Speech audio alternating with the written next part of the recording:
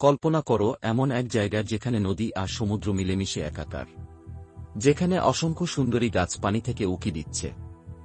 এই জায়গাটার নাম সুন্দরবন। এক অপূর্ব, রহস্যময় এবং মনোরম প্রকৃতি। সুন্দরবন পানি আর স্থলের এক জাদুকরী মিলন।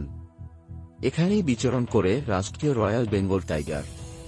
সুন্দরবনের বাতাস ভরা থাকে প্রকৃতির সুরে। পাখির কিচিরমিচির, মাছের ঝাপাঝাপি, পাতার মর্মর শব্দ।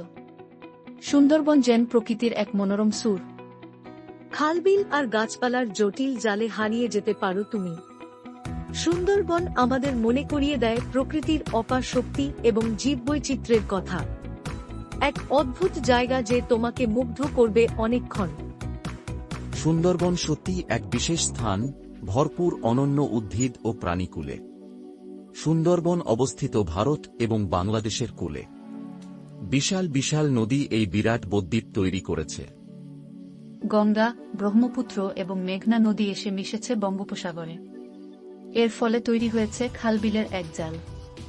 এই জলপথগুলি ভরা আছে নানান ধরনের প্রাণীতে। সুন্দরবন হল পৃথিবীর সবচেয়ে বড় ম্যানগ্রোভ বন। ম্যানগ্রোভ গাছ এক বিশেষ ধরনের গাছ। এরা লবণাক্ত পানিতেও বেঁচে থাকতে পারে। এদের শিকড় থাকে পানির উপরে। এই শিকড়গুলি মাটি থেকে শ্বাস নিতে সাহায্য করে। সুন্দরবন একটি ইউনেস্কো বিশ্ব ঐতিহ্যবাহী স্থান। এর অনন্য পরিবেশের জন্য এটি বিশ্বব্যাপী স্বীকৃত।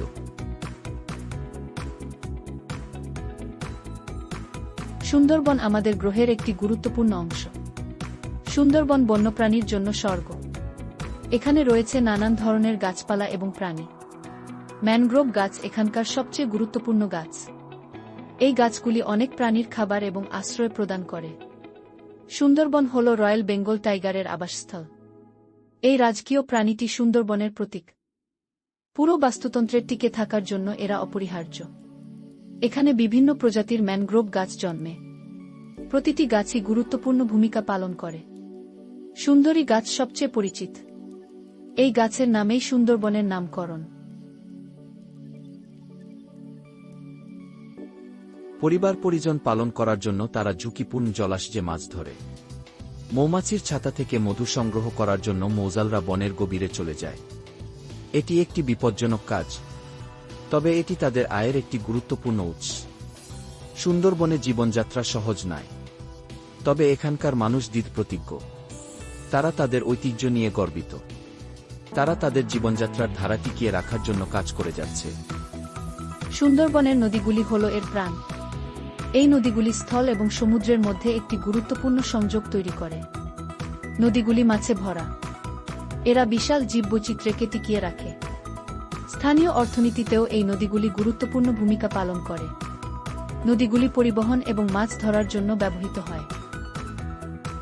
সুন্দরবনের মানুষের জন্য এই নদীগুলি খাদ্য এবং আয়ের উৎস। এই নদীগুলি পানির প্রবাহ নিয়ন্ত্রণেও সাহায্য করে।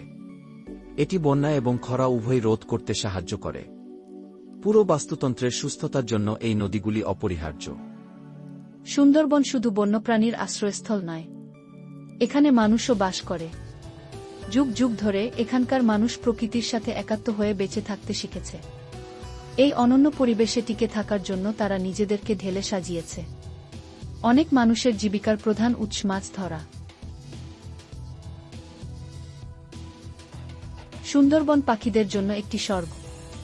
2 শতাধিক প্রজাতির পাখি এখানে পাওয়া যায়। আকাশ ভরা থাকে পাখির কলতানে। মাছরাঙা, বক এবং এগ্রেট পাখির ডাক শুনতে পাওয়া যায়। শীতকালে অনেক পরিযায়ী পাখি সুন্দরবনে আসে। তারা সাইবেরিয়া এবং ইউরোপ থেকে এখানে আসে। উষ্ণ আবহাওয়া এবং প্রচুর খাবারের জন্য তারা এখানে আশ্রয় খুঁজে পায়। এই পাখিদের জন্য সুন্দরবন একটি গুরুত্বপূর্ণ বিশ্রামস্থল। এখানে তারা বিশ্রাম নেয় এবং তাদের শক্তি ফিরে পায়।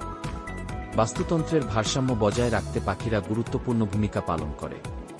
তারা পোকামাকড় নিয়ন্ত্রণ এবং বীজ ছড়িয়ে দিতে সাহায্য করে। সুন্দরবন আমাদের অমূল্য প্রাকৃতিক ঐতিহ্য। এটি আমাদের গ্রহের একটি গুরুত্বপূর্ণ অংশ। কিন্তু সুন্দরবন এখন বিপদে। জলবায়ু পরিবর্তন একটি বড় হুমকি।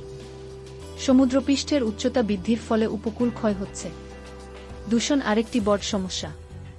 কারখানার বর্জ্য এবং কৃষি রাসায়নিক পানি দূষিত করছে।